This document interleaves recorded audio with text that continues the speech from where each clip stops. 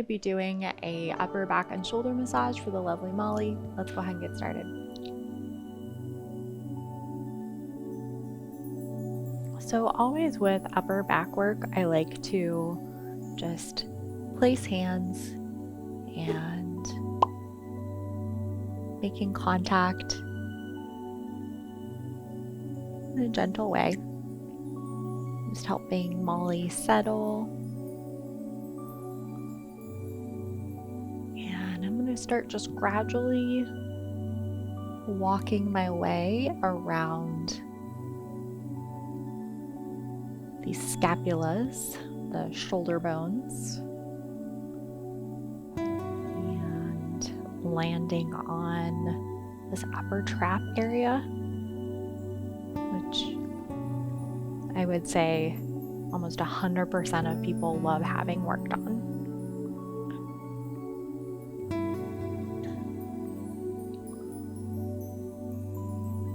Just seeing how things feel from right to left.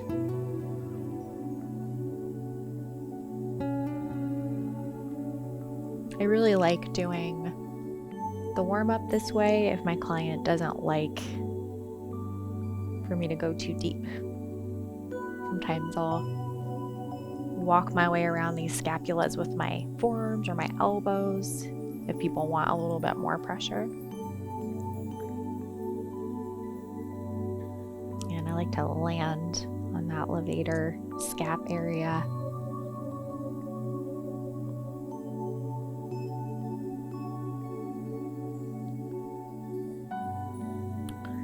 You can do the same thing with your thumbs. I would be really selective about when you do use your thumbs, just because they're precious and really easy to overwork them.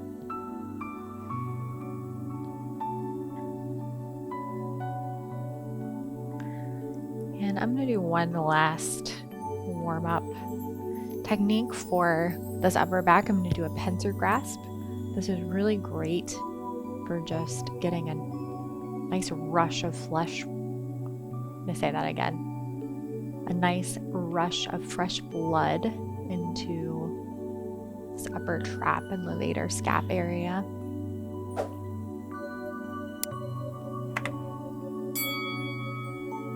And just make sure that you're on that muscle belly and not pinching skin. Nice slow release, and I'm gonna grab my oil.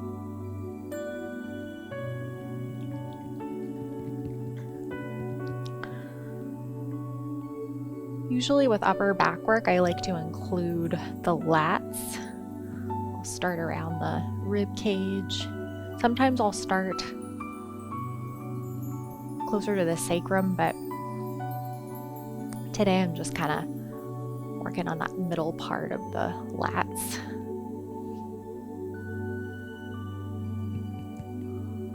And I like to, especially when I'm working on the rotator cuff muscles, I like to bring that effleurage stroke around into the deltoids.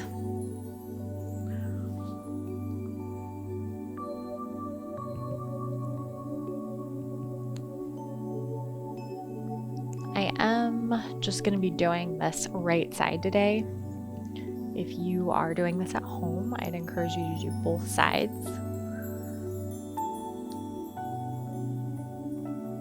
Working on these lats is just a great soothing way to begin this upper back work.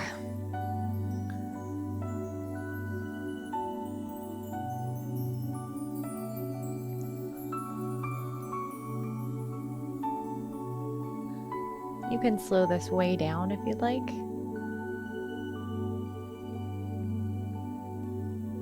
Sometimes if I'm feeling like I'm having a harder time getting into a really smooth flow, I will just slow down. That helps a lot.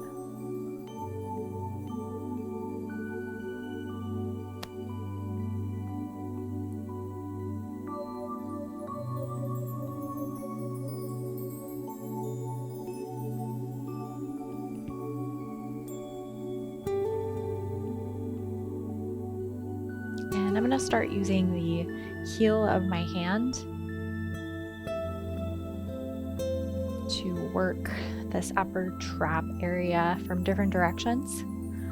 One of the most beneficial things you can do, especially for the upper trap, is to work the muscle fiber in different ways from different directions.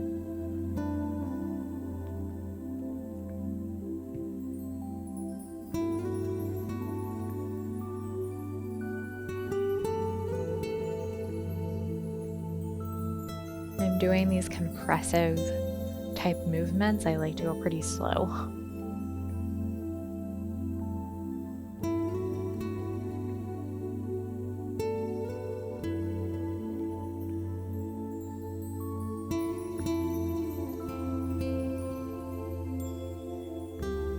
And you can work this muscle fiber from this angle just by using the heel and the outer parts of the hand. Just working all the way around those scapulas.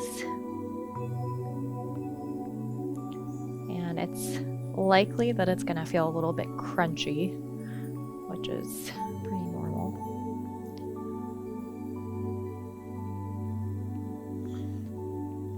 And just a few more strokes down the back, the heel of my hand.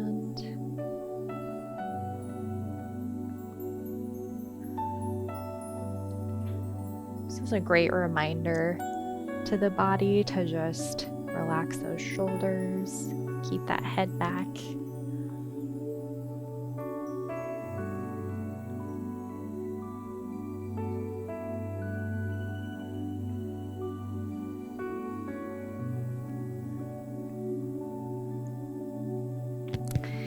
And I'm gonna just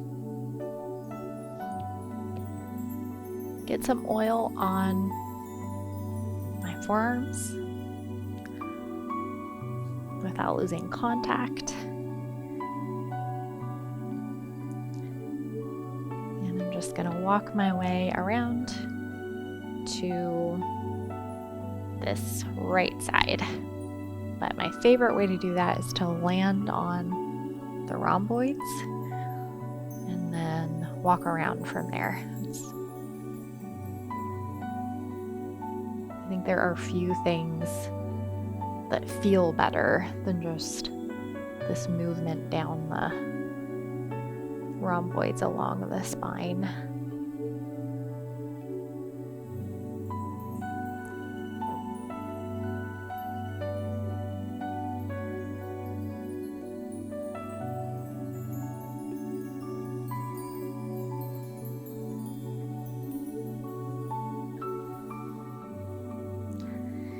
Just walking on over, landing that upper back area.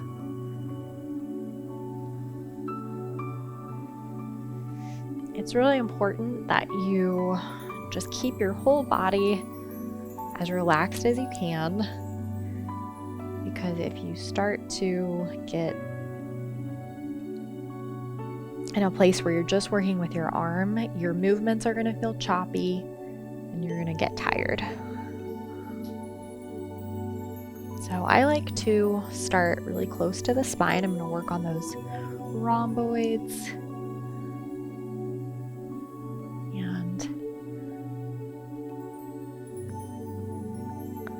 I'm never going to say that working on the rhomboids is a waste of time if somebody has upper back pain, but it's usually the upper traps.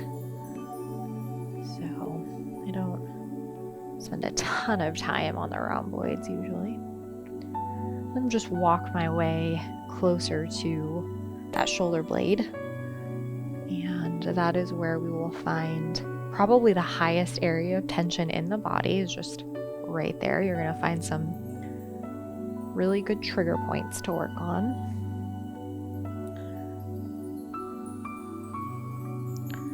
So on someone like Molly, who doesn't like super deep pressure, you just kind of have to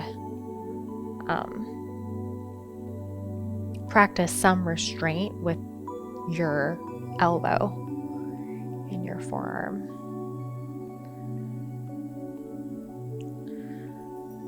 I'm just using a nice broad surface area right now. And I'm going to start to do some trigger point work here, holding just around these trigger points that I find in this upper trap. And again, just kind of checking in with Molly, seeing if she's tensing her shoulders or anything, as a clue that I might be going too deep. In between these holds, I like to just offer some movement around that shoulder blade, working the soft tissue too.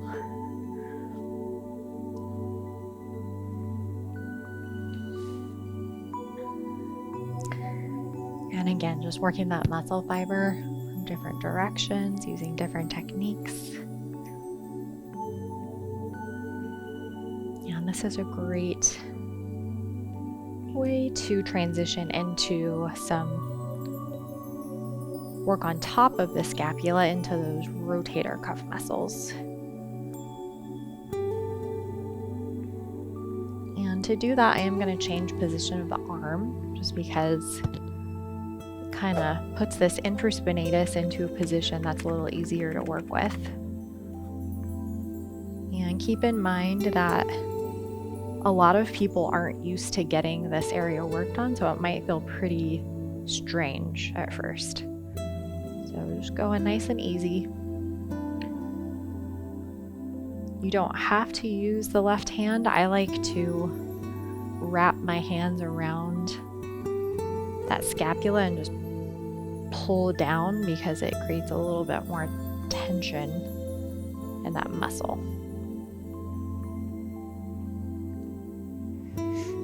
It's also a good distraction technique when you use both hands at the same time.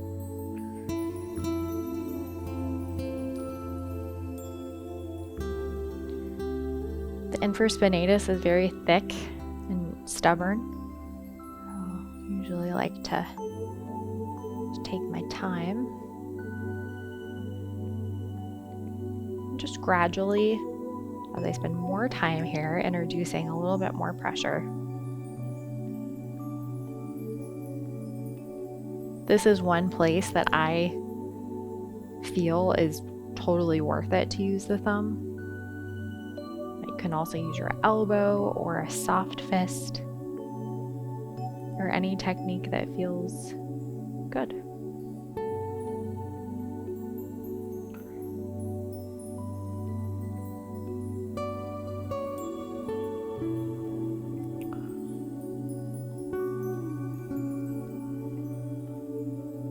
So after you spend a couple minutes, you can start to increase the pressure that you're using if your client wants that.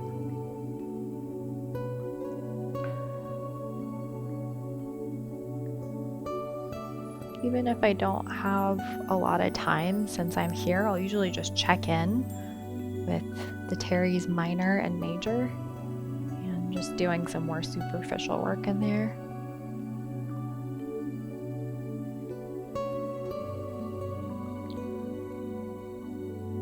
Might do a few compressive holds if it feels tight, but if you're gonna do deeper work, you want to be intentional about it and work into it. So with these compressive holds, I'm not pressing super hard.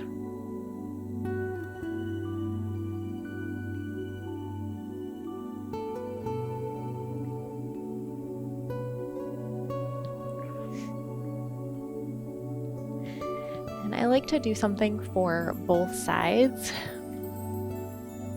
when wrapping up. And I usually like ending with just a soothing effleurage stroke.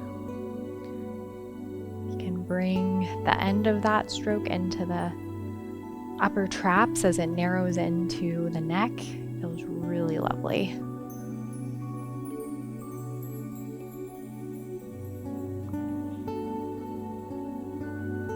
don't be alarmed if your stroke isn't as smooth. Just at this point, the oil is absorbed.